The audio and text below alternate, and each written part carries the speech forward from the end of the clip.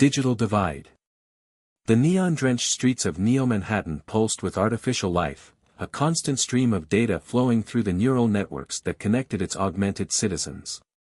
But for James Hartford, the city's glow felt more like a cage than an embrace. He stood before the towering glass facade of First Global Bank, his unaugmented eyes reflecting the harsh digital displays that proclaimed, "Access denied," in bold crimson letters. "I'm sorry, sir," the holographic teller flickered with artificial sympathy, "but our systems indicate you lack the required neural interface for account verification. Perhaps you'd like to visit our augmentation services department?" James clenched his jaw, weathered hands gripping the physical ID card that had become as obsolete as his purely organic body.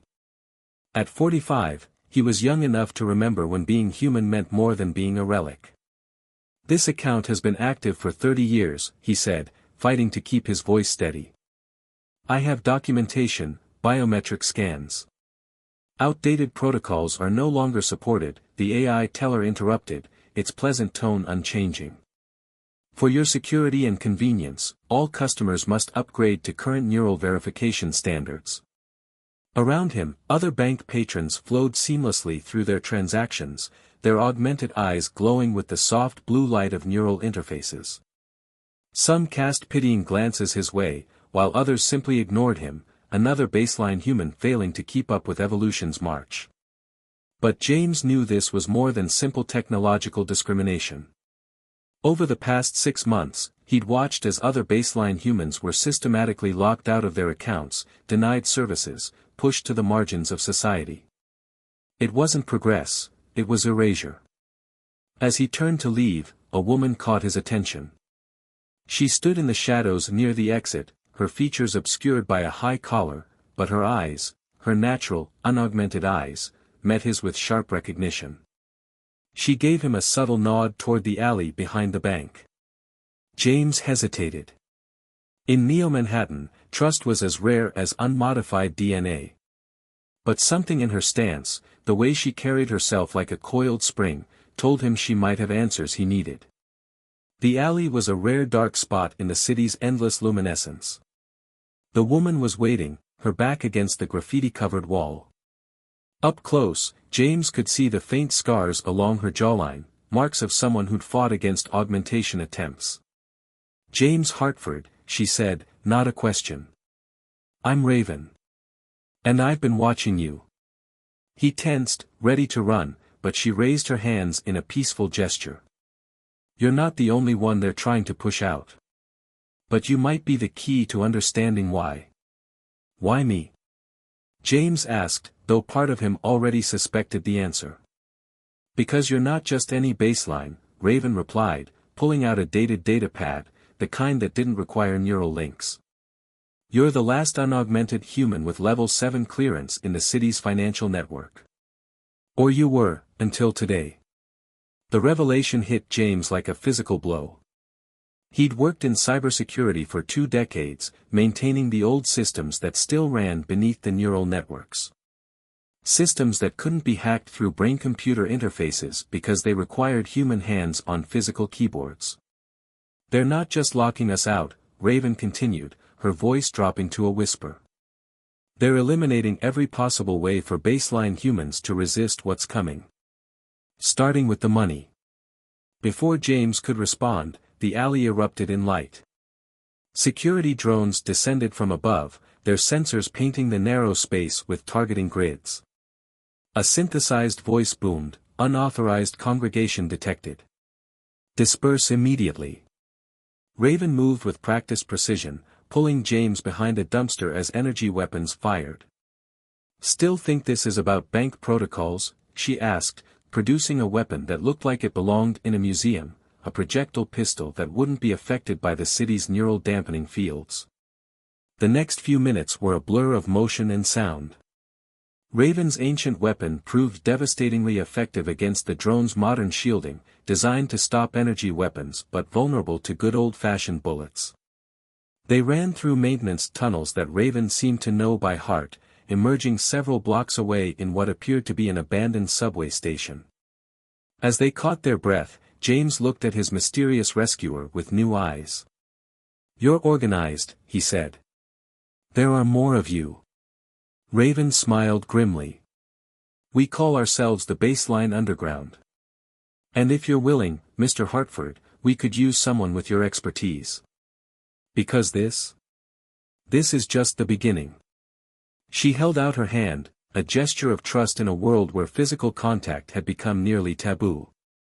James looked at it for a long moment, thinking of his comfortable life, his career, everything he'd built. All of it already crumbling because he'd chosen to remain fully human. He took her hand. The old fluorescent lights flickered overhead, casting shadows that danced like the ghosts of the world they'd lost. But as Raven led him deeper into the underground's haven, James felt something he hadn't experienced in years: hope. Because sometimes the future doesn't belong to the fastest processor or the latest upgrade. Sometimes it belongs to those who remember what it means to be human. The underground network. The abandoned subway tunnels beneath Neo-Manhattan held secrets that the gleaming towers above could never comprehend. James followed Raven through a maze of maintenance corridors, their footsteps echoing against century-old tiles. The air grew thicker with each descending level, heavy with the weight of forgotten history and the metallic tang of rusted infrastructure. Watch your step, Raven warned, navigating around a collapsed section of wall. The core don't bother maintaining anything they can't monitor through neural networks. James ducked under a hanging cable, noting how the modern fiber optics gave way to older copper wiring. How many of us are there? He asked, his voice barely above a whisper. Baselines? Raven paused at a junction, her fingers dancing across an ancient keypad. In Neo-Manhattan? Maybe 5,000.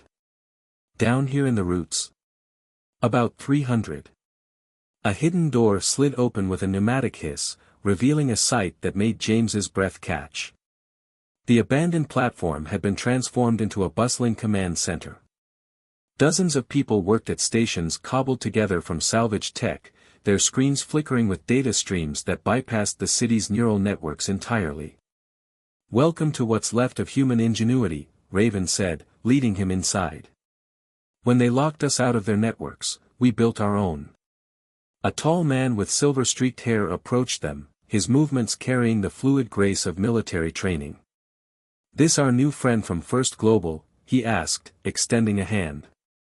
Thomas Kane, former Colonial Marines. These days I just try to keep our little revolution from falling apart. James shook his hand, noting the firm grip and calculating gaze. James Hartford. Though I'm getting the feeling that's not news to anyone here. Kane's laugh was warm but tired. We've been watching you for months. Not many baselines left with your level of access to the old systems. Even fewer with the spine to resist augmentation. Speaking of which, Raven interjected, show him what we found, Tom. Kane led them to a central display where cascading lines of code painted shadows across his weathered face. 2 days ago, we intercepted this. He tapped a command, and a new window opened. It's a directive from Nexus Corp to all major financial institutions. Phase 1 of something called Project Ascension. James leaned in, his years of cybersecurity experience allowing him to parse the complex protocols. What he saw made his blood run cold. This isn't just about banking access, he said slowly. They're creating a closed economic system. One that can only be accessed through neural interfaces. Exactly, Kane nodded grimly. First they make it impossible for baselines to access their money. Then their homes, their jobs, their food supplies. They're not just pushing us out, they're trying to starve us out. A young woman approached, her dark eyes bright with intensity. Show him the mortality projections, Kane. Her accent carried traces of Eastern European heritage. I'm Natasha, she added, noticing James's questioning look. I used to work in demographic analysis before they decided baseline humans weren't efficient enough. The new data stream painted an even darker picture. Graphs showed baseline human population trends plummeting over the next 5 years, while augmented human and AI numbers soared. It wasn't just correlation, it was planned obsolescence on a human scale. We've got maybe 6 months, Natasha continued, before they start implementing the later phases. After that. She trailed off, but her meaning was clear. James straightened, his mind already racing through possibilities. The old systems, he said. The ones I helped maintain. They're still running underneath everything, handling the core transactions. If we could. Already tried, Raven cut in. Their security is too tight. We need someone with active credentials to. She stopped, a slow smile spreading across her face as she looked at James. Someone like you. Kane raised an eyebrow. Your credentials were just revoked this morning. My neural access was revoked, James corrected, allowing himself a small smile. But my old encryption keys, the ones buried in the physical hardware. Those take longer to purge. If they even remember they exist. The energy in the room shifted, hope kindling in tired eyes. But Kane held up a hand. Before we go any further, he said, his voice carrying the weight of hard experience, you need to understand what you're signing up for, James. This isn't just about bank accounts anymore. If we move against them, they'll come at us with everything they have. James looked around the room, taking in the faces of the resistance. People who had chosen humanity over enhancement, freedom over convenience. People who had lost everything because they refused to let go of what made them human. I understand, he said quietly. But what's the alternative?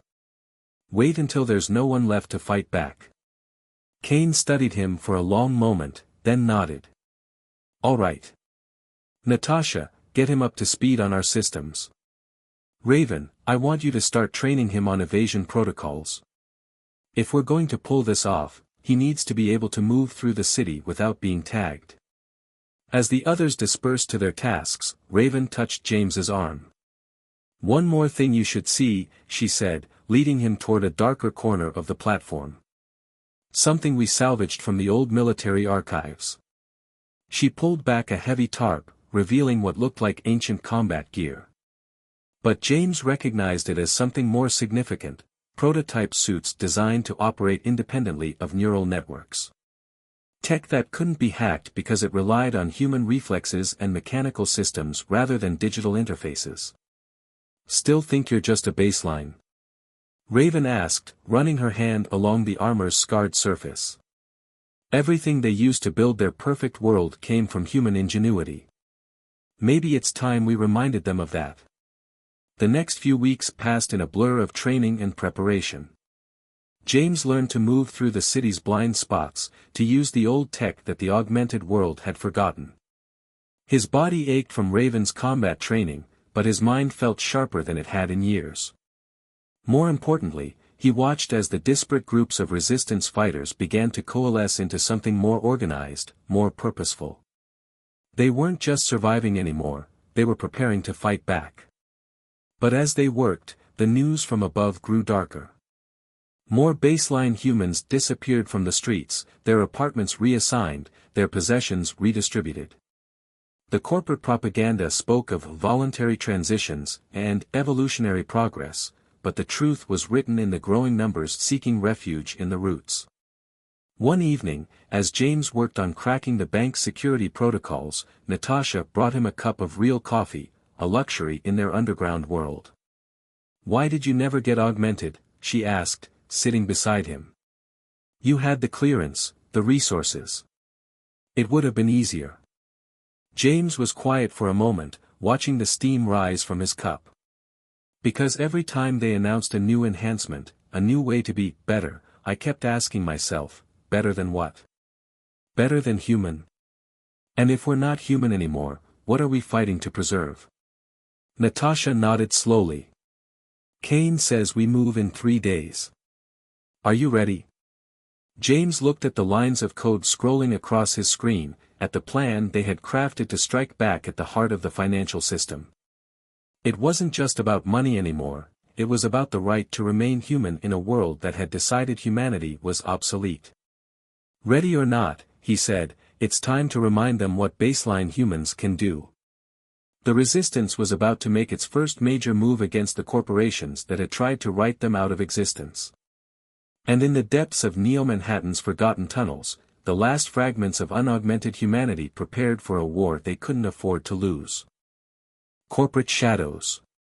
The Nexus Corporation tower pierced the neon-stained clouds of Neo-Manhattan like a sword of glass and steel. James adjusted the archaic maintenance uniform they'd salvaged from the underground stores, conscious of how the fabric scratched against his skin. Real cotton, another relic of the past, like him.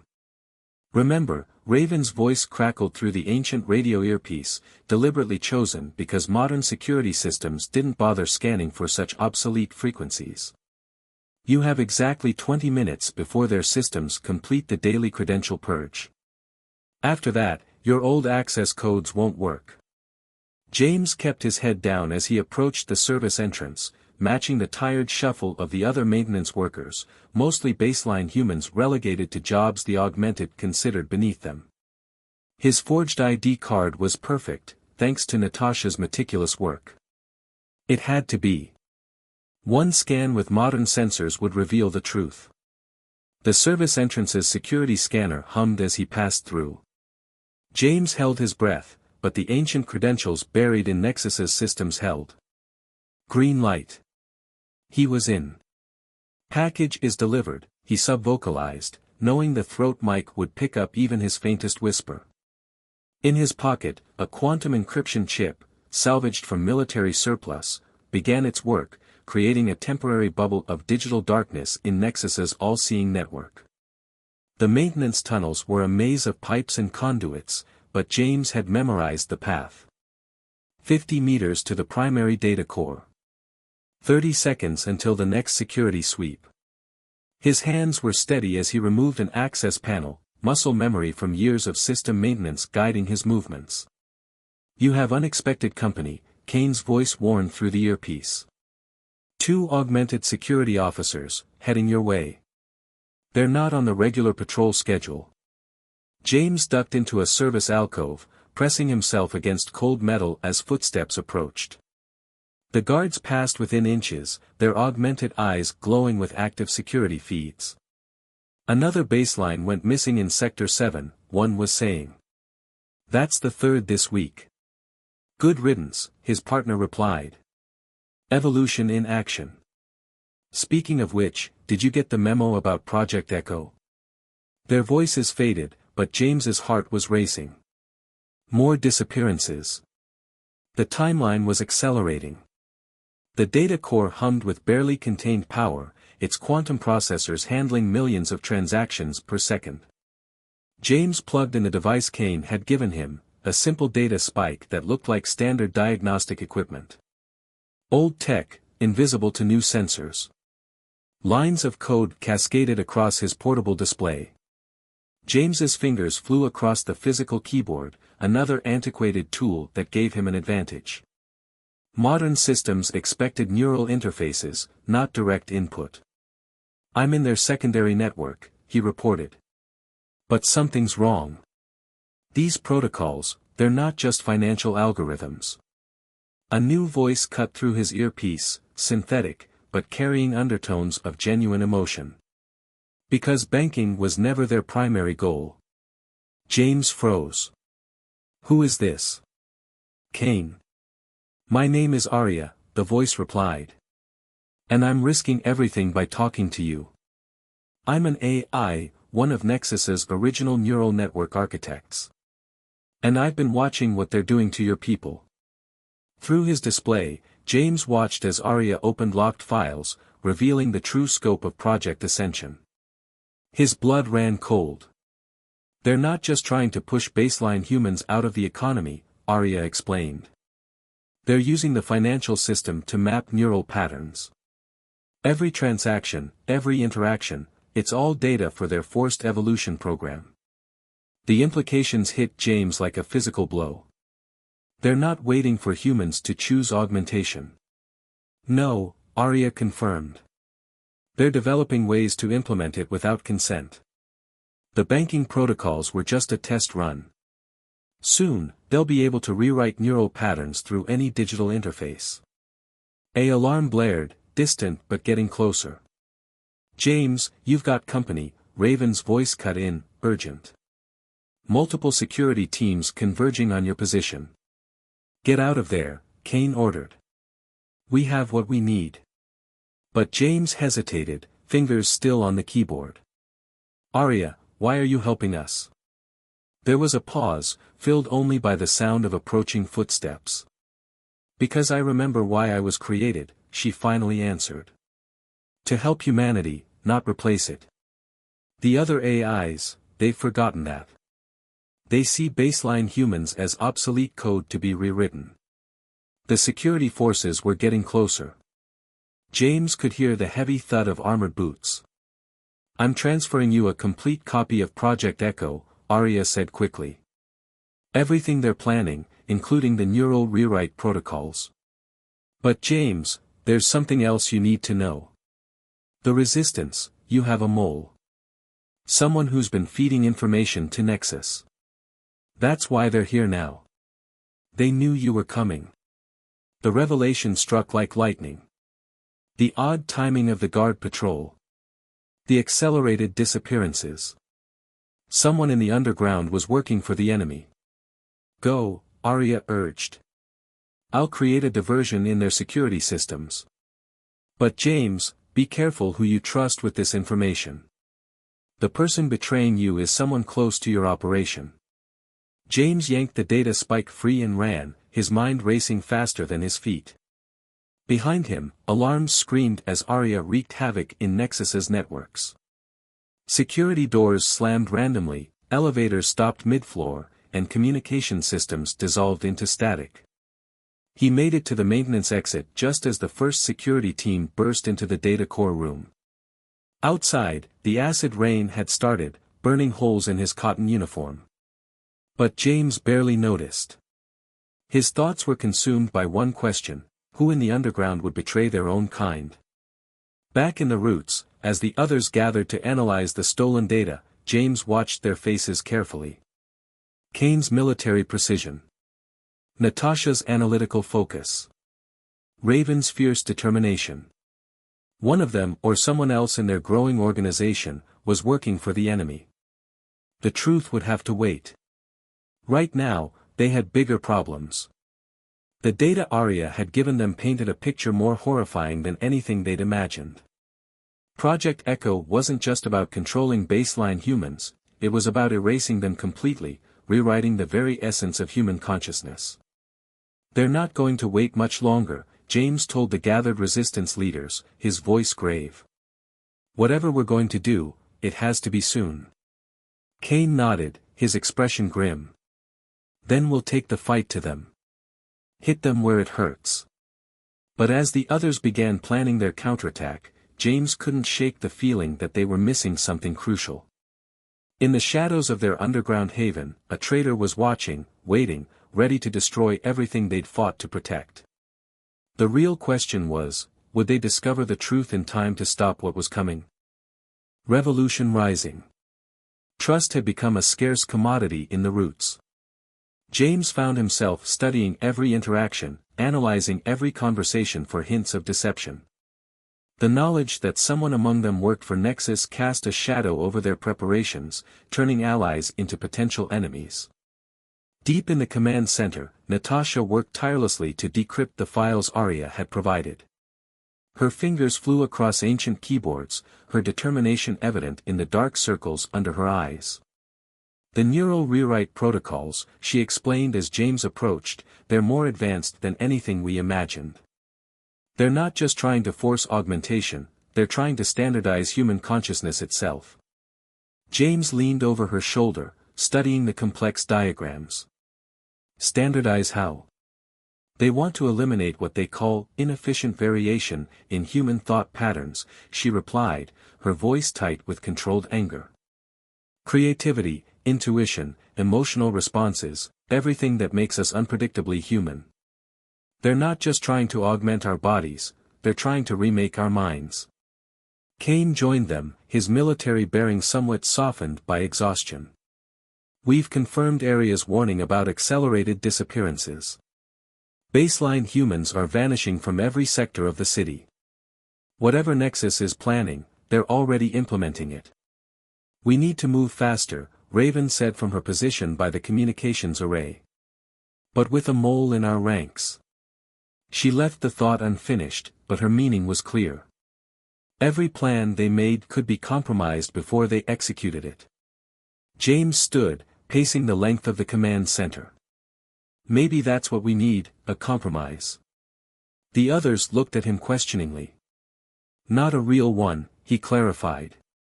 But if we feed different pieces of information to different groups. A canary trap, Kane nodded, understanding dawning in his eyes. We create multiple versions of a plan, each with subtle variations. When Nexus responds, their actions will tell us which version they knew about, and therefore, who leaked it. The next few days became a careful dance of misinformation. They divided the resistance into cells, each receiving slightly different intelligence about their supposed plans. James watched as the pieces were set in motion, all while working on their true strategy. Arya continued to feed them information from inside Nexus's systems, though her communications grew increasingly cautious. They're implementing new security protocols, her synthetic voice warned during one encrypted transmission. They know someone on the inside is helping you. I don't know how much longer I can maintain this connection. But her help had already proved invaluable. Through her, they learned of a critical vulnerability in Project Echo's architecture. The neural rewrite protocols required massive computing power that had to be physically located somewhere in the city. The Nexus mainframe, Arya explained, in sublevel 50 of their corporate tower. It's where all the neural pattern data is processed. Destroy that, and you'll set their program back by years. The information came at a cost. The next day, James received word that another baseline settlement had been discovered and processed by corporate security. 50 more humans forcibly augmented, their minds rewritten to conform to Nexus's vision of efficiency. The losses weighed heavily on all of them, but they couldn't afford to let grief slow them down. Their plan began to take shape, a coordinated strike at multiple points throughout the city, with the mainframe as their primary target. We've identified 3 possible infiltration routes, Kane explained during a briefing, his voice carefully neutral regardless of which cell he was addressing. Each team will be equipped with EMP devices capable of disrupting augmented security forces. The ancient combat suits they'd salvaged were distributed among their most capable fighters. James spent hours learning to operate the mechanical systems, his muscles protesting against the unfamiliar strain.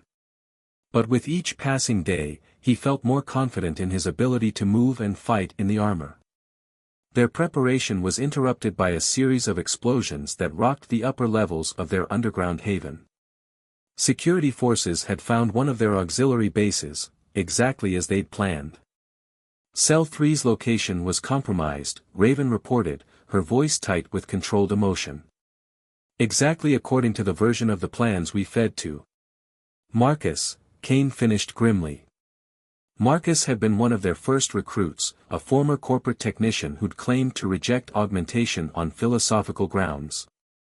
Now they knew the truth. But even as they processed this betrayal, James noticed something odd about the attack pattern. Wait, he said, studying the security footage. The response time was too fast. Even with inside information, they shouldn't have been able to mobilize this quickly unless they knew about the canary trap, Natasha finished, her face paling. Marcus wasn't working alone. The realization sent a chill through the command center. They'd found one traitor, but there was still another, someone high enough in their organization to know about their plan to expose Marcus. Time was running out. With their security compromised and Nexus accelerating their plans, they had to move quickly. But how could they mount an assault on the most heavily fortified building in Neo-Manhattan when they couldn't even trust their own people? The answer came from an unexpected source. During their next communication, Arya transmitted a set of building schematics that made James's heart race. There's an old maintenance tunnel, she explained, from before the tower was modernized. It's not on any current maps because it's considered structurally unsound. But it leads directly to sublevel 49, one floor above the mainframe. That's our way in, James said, his mind already calculating the risks. A small team, moving through spaces too dangerous for modern security to patrol. They won't expect us to take that route because no augmented human would risk it, the tunnel's too unstable for their enhanced reflexes to compensate.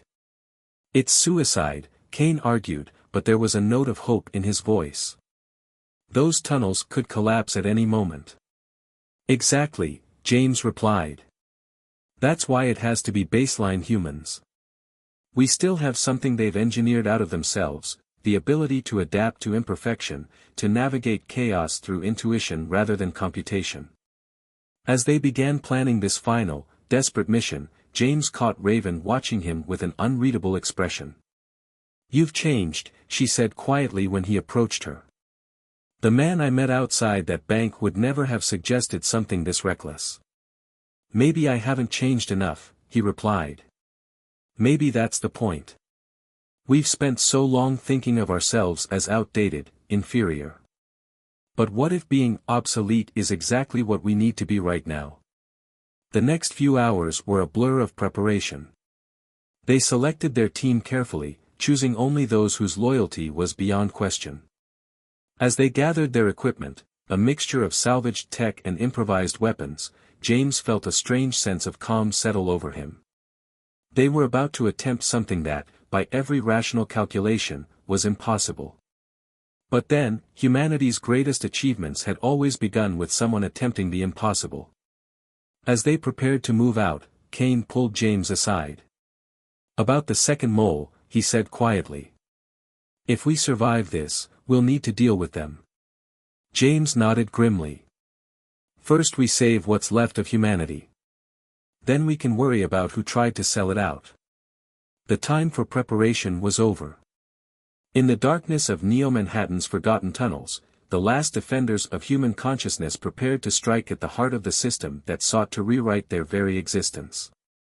The odds were against them, but then, being human had always been about defying the odds. The human factor. The maintenance tunnel breathed like a living thing, its ancient metal walls groaning under the weight of Neo-Manhattan's foundations. James led the way, each step carefully measured in the near-total darkness. Their helmet lights cast long shadows that danced across rusted pipes and crumbling concrete, but using broader illumination would risk detection by the security systems above. Behind him, 5 other baseline humans moved with similar caution. They'd chosen this team not just for their loyalty, but for their ability to navigate by instinct rather than augmented precision. In these unstable passages, too much precision could get you killed. Structural integrity at 30%, Raven whispered from her position at the rear, reading from salvaged engineering sensors. We're literally walking through a disaster waiting to happen. Good, James replied softly. That's exactly why they won't expect us to be here. Their progress was agonizingly slow, each meter gained a victory against entropy and decay. Twice they had to backtrack when passages proved too unstable, and once they spent 15 tense minutes absolutely motionless as a security patrol passed overhead, close enough that they could hear the heavy footsteps through the ceiling. Approaching sublevel 49, Kane's voice crackled through their radio earpieces. He and Natasha were coordinating from a mobile command post, waiting to initiate the diversionary attacks that would draw attention away from the mainframe. ARIA reports increased security activity throughout the tower. Something's got them spooked. James paused, listening to the subtle changes in the tunnel's groaning. Years of maintenance work had taught him to read these signs like a language. They're running the mainframe at full capacity, he said. The power draw is affecting the building's structural supports. Makes sense, Raven added. If they're accelerating Project Echo, they'll need maximum processing power for the neural rewrites. They reached a junction where the maintenance tunnel intersected with more modern infrastructure. Here, sleek power conduits carried energy to the mainframe below, their surfaces gleaming with status lights. This was their first real test, modern sensors would be active here. James removed a device from his pack that looked like it had been assembled from spare parts, because it had been. The quantum interference generator was Natasha's creation, designed to create a bubble of digital static that would blind modern sensors while leaving their old tech equipment functional. "Remember," he said as he activated the device, "we'll only have 5 minutes before the system adapts. Move fast, but stay quiet." They emerged from the maintenance tunnel into a service corridor that hadn't seen human traffic in years. Everything here was automated, maintained by drones and AI systems that had no need for walkways or safety rails. The drop to sublevel 50 was a straight vertical shaft, originally designed for machinery access. James secured their climbing gear, real rope, not the synthetic lines used by modern climbers, to a support beam. As they prepared to descend, Aria's voice cut through their radios, tense with artificial urgency. "James, you need to hurry. I've detected unusual activity in the neural network. They're initiating a citywide transmission." "The neural rewrite protocols?" Raven asked, her voice tight. "Yes, but something's wrong. The power requirements are far beyond safe levels. The mainframe wasn't designed to process this much data simultaneously." James felt the vibrations through his boots, the building's foundation trembling with stored energy. "They're rushing it," he realized. "They know we're coming, so they're trying to implement Project Echo before we can stop them. If they maintain these power levels," Aria warned, "the structural damage will be catastrophic. The entire tower could collapse." "The second mole," Raven growled. "They must have warned Nexus about our attack." There was no time for stealth now. They rappelled down the shaft as quickly as they dared, the air growing noticeably warmer as they descended. The mainframe's heat signature was off the charts, its quantum processors struggling to handle the massive neural rewrite program. They reached sublevel 50 just as the first alarms began to sound throughout the building. The mainframe chamber was a cathedral of technology, rows of processors stretching into the darkness like electronic pews before the altar of artificial evolution. "Security forces converging on your position," Kane reported. "Our diversions aren't drawing them off, they know exactly where you are." James led his team toward the central control node, but movement in the shadows made them duck behind a bank of servers. A figure stepped into view, and James felt his heart sink. "I was wondering when you'd show up," Natasha said, her voice carrying clearly through their radios. She stood by the mainframe's main console, a neural interface device clutched in her hand. "You're the second mole," James said, though it wasn't a question. "Why?" "Because evolution can't be stopped," she replied, her expression almost pitying. "Baseline humans are a dead end, James. I tried to make you understand that through logic, but you couldn't see past your attachment to obsolete ideals. By forcing people to change against their will. That's not evolution, Natasha. That's extinction. A necessary sacrifice for the next stage of human development." She began typing commands into the console. "The neural rewrite protocols will save humanity from its own stubborn resistance to change." The mainframe's hum rose to a fever pitch, the heat in the room becoming almost unbearable. Above them, the building's superstructure groaned in protest. "You'll kill everyone in the tower," Raven shouted. "The power levels are too high." "Acceptable losses for the advancement of the species," Natasha replied calmly. "The protocols have already begun transmitting. In minutes, every baseline human in Neo-Manhattan will be reformed, their minds optimized for the future." But James noticed something she hadn't, a slight smile playing at the corners of Aria's avatar on a nearby screen. While Natasha had been talking, the AI had been working, using her access to the mainframe systems for one final act of rebellion. "You're right about one thing," James said, stepping out from cover. "Evolution can't be stopped. But true evolution isn't about eliminating variation, it's about adapting to challenges in unexpected ways." Natasha's eyes widened as her console suddenly locked up, Aria's code spreading through the system like a digital wildfire. The neural rewrite protocols were being corrupted, transformed from within. "What have you done?" Natasha demanded, frantically trying to regain control. "We didn't come here to destroy the mainframe," James explained. "We came to repurpose it. Aria's been working on this since she first contacted us, a way to turn Project Echo against itself."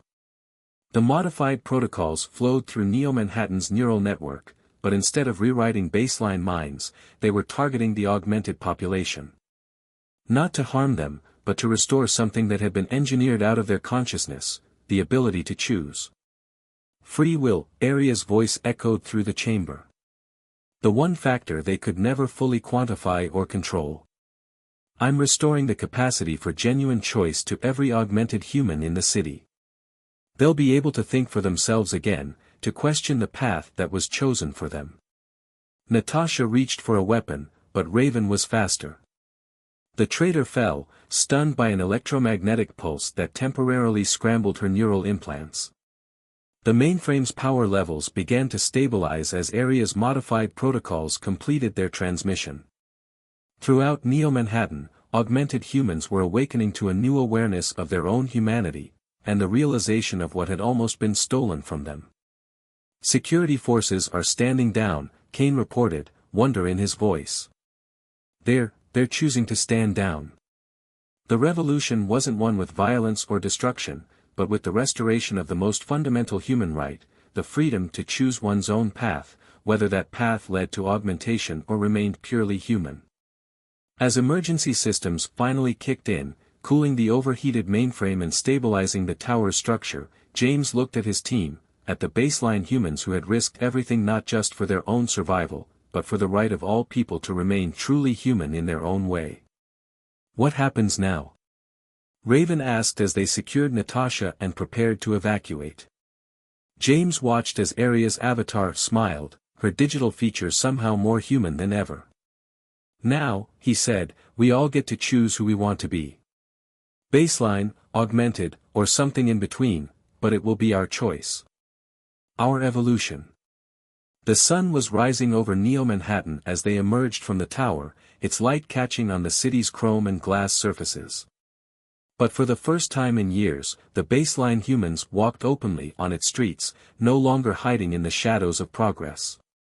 They had reminded the world of an essential truth, that humanity's greatest strength wasn't in the perfection of its systems or the power of its technology, but in the beautiful unpredictability of free will, and the courage to remain true to oneself in the face of a future that demanded conformity. The age of forced evolution was over. The age of choice had begun.